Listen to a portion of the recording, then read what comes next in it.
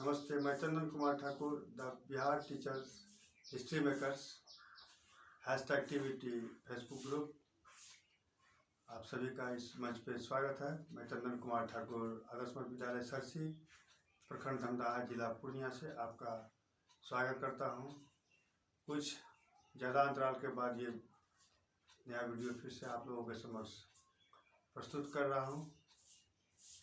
जैसे हम लोग पहले वीडियो में देख चुके हैं, विटामिन बी के बारे में अभी चर्चाएँ चल रही है। तो विटामिन बी के बाद विटामिन B2 बारे में आज चर्चा करेंगे। तो विटामिन B2 क्या है? विटामिन B2 को हम लोग, उसका एक केमिकल नेम है जिसका नाम हम लोग राइबोफ्लेविन भी कहते हैं। यह पानी में घुलनशील होता है, जिसका अर्थ होता है कि यह शरीर में जमा नहीं होता है। पानी में घुलनशील विटामिन पानी में घुल जाते हैं तथा त्वचा और बचा हुआ विटामिन मूत्र के माध्यम से बाहर निकल जाते हैं। कभी कभी हम देखते हैं कि ज़्यादा अगर विटामिन बी कॉम्प्लेक्स की दवाएं लेते हैं तो पानी का जो हम लोग मूत्र त्यागते हैं या पेशाब करते हैं तो उसका कलर थोड़ा सा कुछ न कुछ चेंज हो जाता है। तो यही इनके साथ होता है।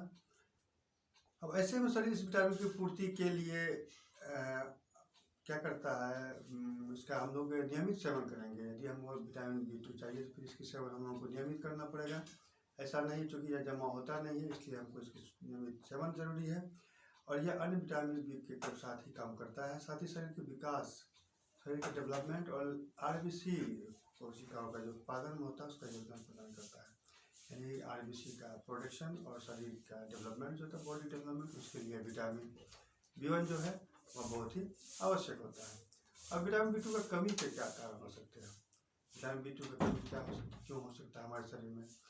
तो उसमें क्या है कि सबसे पहला तो वही है कि विटामिन B2 युक्त आहार कम करना या नहीं खाना, खास करके मुख्य रूप से डेयरी प्रोडक्ट और जो मांस के रूप में जो आहार होता है उसका अगर हम लोग कम सेवन करते हैं तो फिर इसकी कमी हमारे शरीर में उत्पन्न होती है। छोटी आंत से जुड़ी समस्या के कारण शरीर में विटामिन B2 की कमी भी आ जाती है। छोटी आंत यानी कि स्मॉल इंटेस्टाइन में अगर किसी तरह के विकार होता है, किसी तरह की प्रॉब्लम होती है तो फिर इसके चलते भी हमारे शरीर में विटामिन B2 कम होता है।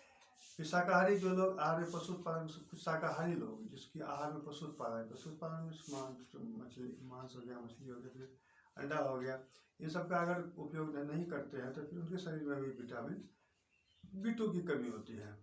फिर गर्भावस्था या स्तनपान के कारण भी होता है। राइबोफ्लेविन ट्रांसपोर्टर डेफिशिएंसी एक प्रकार का न्यूरोलॉजिकल विकार होता है कि न्यूरॉन्स में जो प्रॉब्लम होती है उसको राइबोफ्लेविन ट्रांसपोर्टर डेफिशिएंसी कहते हैं।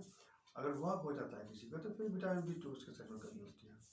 अगर फिर अब बात आती है कि अगर विटामिन B2 की कमी होती है तो फिर इसके लक्षण भी कुछ होंगे। अगर कैसे पता चलेगा कि हमारे शरीर में विटामिन B2 की कमी होती है, तो उसका कुछ भी लक्षण जो हमारे दिखा पड़ते हैं, सूखे या लाल होठ अगर आपके सूख रहे ज़्यादा या लाल हो रहा है तो इसका मतलब विटामिन B2 की कमी है।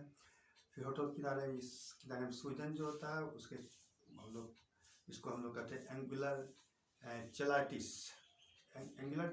ये साइड जो फूल जाता है वो विटामिन B2 कमी का होता है। फिर होठों पर छोटे छोटे छाले पड़ सकते हैं। फिर सूखी या मेजेंटा जीभ जो होता है वो सूखा होता है या कुछ अलग टाइप का, लाल मेजेंटा लाल कहते हैं उसको, रेड कहते हैं। अगर उस तरह की जीभ होती है तो वह पता चलता है विटामिन B2 कमी है।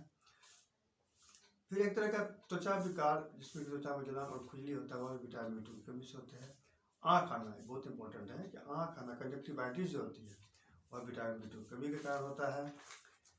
फिर है गले में खराश होना, करते हैं लगता है, ऐसा लगता है कि गला फंस रहा है या कुछ इस तरह या दर्द हो रहा है तो गले में खराश होती है, तो यह भी विटामिन B2 की कमी से होती है। फिर एक अन्य समस्या जो कि आजकल अधिकतर पाया जाता है वह है थकान, शरीर में थकान ज़्यादा होना, या ऐसा कि मतलब कुछ काम करें तो लगे कि हम बहुत ज़्यादा थक गए हैं तो वह होना, ये सब विटामिन B2 की कमी के लक्षण होते हैं। अब बात आती है कि विटामिन B2 कमी हो गया, विटामिन B2 कमी कारण हो गया, लक्षण हो गया, तो फिर अब है कि विटामिन B2 हम लोग प्राप्त कहाँ से करें, स्रोत क्या होते हैं? तो दो तरह के स्रोत होते हैं, जैसे शाकाहारी और मांसाहारी होती है। शाकाहारी में ओट्स, दही, दूध, मशरूम, बादाम, मक्खन, पालक, सेब, टमाटर, चावल, राजमा आदि इन सब चीज़ों में विटामिन B2 पाए जाते हैं।